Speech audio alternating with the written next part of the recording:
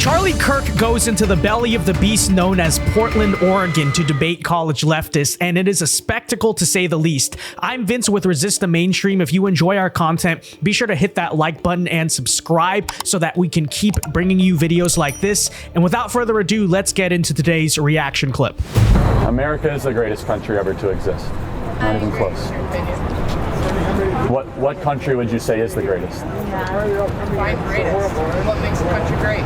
Most productive, most accepting, most generous, most benevolent. Most accepting? Yes. We take in half the world's immigrants every single year. How is this not accepting? What does that have to do about not being accepting? Who are you? My name is Charlie Kirk and I love America. Why are you here? Because I love talking with people I disagree with. What have you done for your country? Started an organization that's now on 1,000+ campuses to save the greatest culture and country ever to exist. Hires vets. And hires vets. And hires vets. And I've had thousands of hours of conversation about these ideas. What's with the cameras? Is it necessary? Well, considering I've been assaulted, followed, stalked, and had things thrown at me, the greatest protection I have is cameras. It's a public space.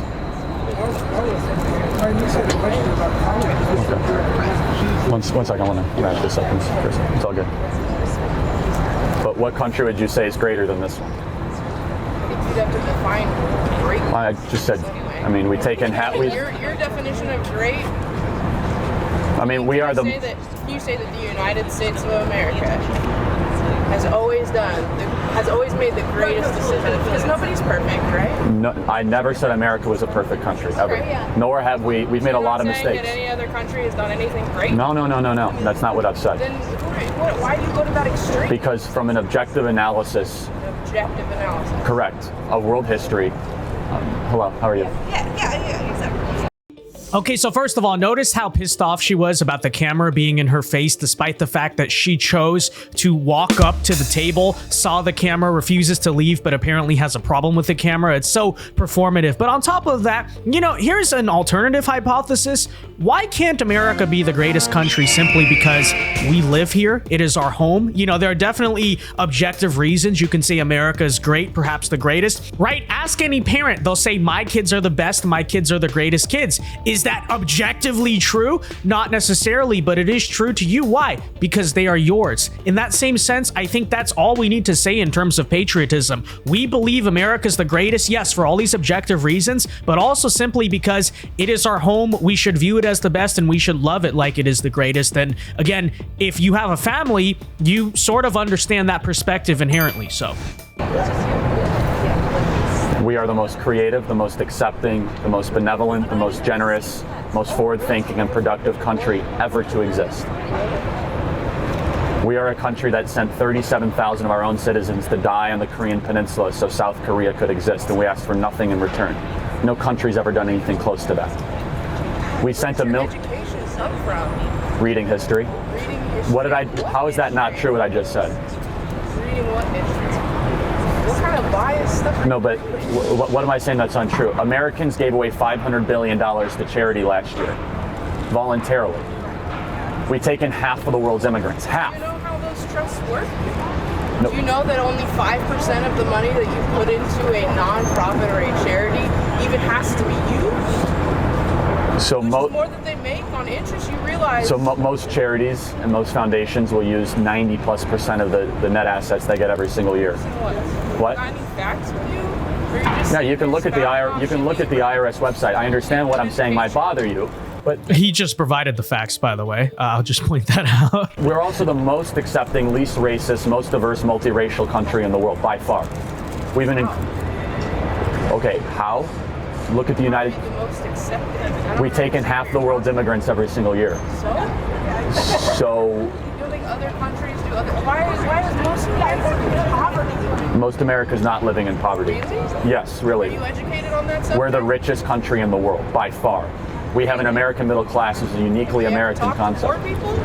You ever walk down the street and see all the homeless people? Excuse me, I grew up in a gang-infested neighborhood.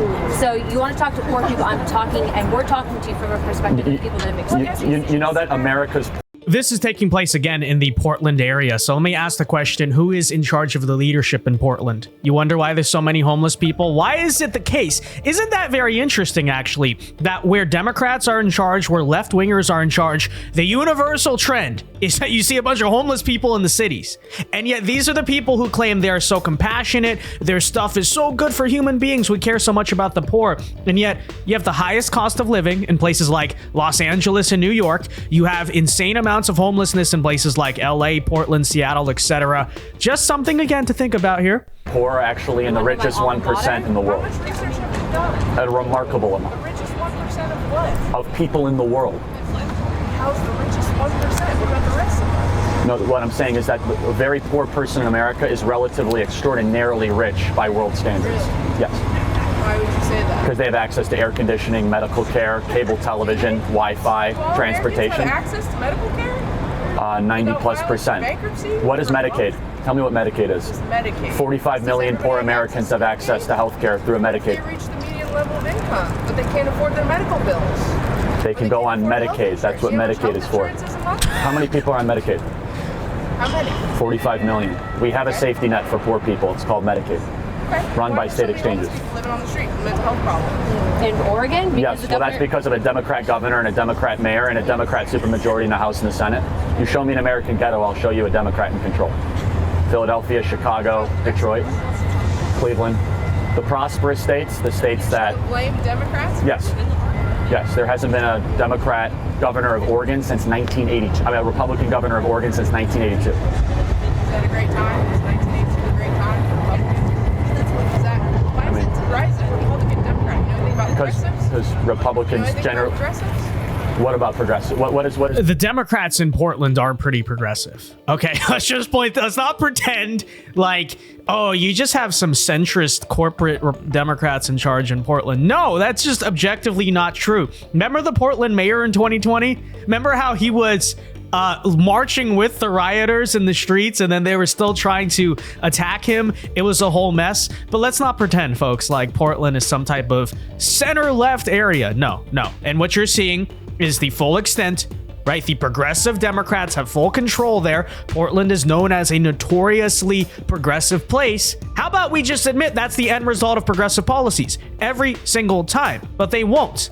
Right? Every time is no, you haven't given us enough power. Yes, our ideas have not been working. Yes, things just getting worse. But if you give us a little more power, if you just stop the Republicans one more time, suddenly it'll become imagined by John Lennon. Suddenly this place will become a utopia. They always do this, and it's never true. Know anything about the progressive You mean party? socialists or Marxists? Socialists? Are you gonna call me a communist next? I'll call you a Marxist. About anything outside of your bubble? What do you think about Karl Marx?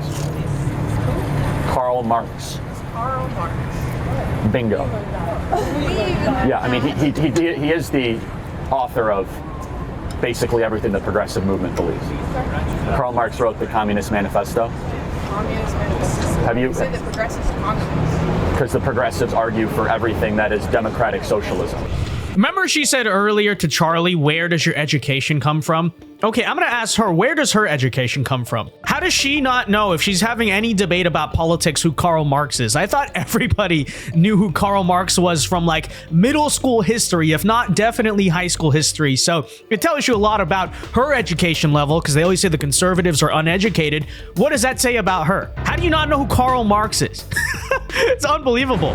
So Bernie Sanders, who is You're a the- university student. You don't know who Karl Marx is? I don't know. So criminal justice reform. I believe in criminal justice reform. You and I could agree with Part that. of the progressive party. Do you believe in free education? I mean, it depends. Is it state education? Do you believe? I mean, Are you talking about private education? do you believe? Where do you draw the lines? I mean, high school education is free, right? No, it's not. You pay property taxes. It's far from free. You pay a lot more in property taxes than you'll ever get out of your local high school education. Nothing is free. Everything is paid for by somebody at some point.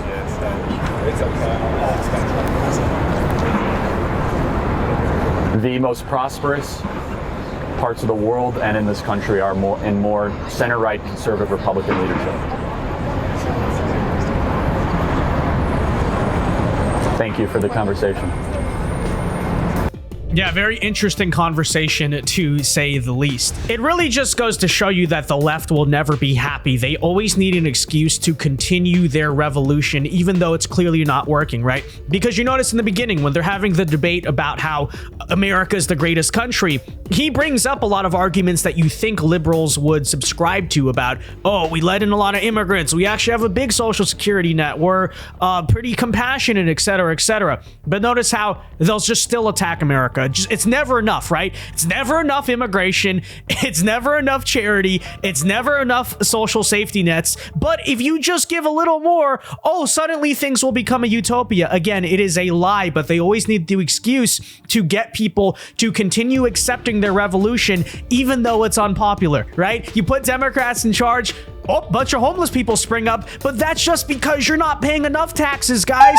The homeless were not that much before, and suddenly there are more homeless when you elect Democrats and you're paying more in taxes, but things are getting worse. But if you just pay a little more taxes, suddenly the Democrats will make everything better. Imagine actually believing that. But yeah, this is a prime example of, I think, the tactics they use. So with that said, let me know your thoughts in the comment section down below. But until next time, I've been Vince with Resist the Mainstream. Peace.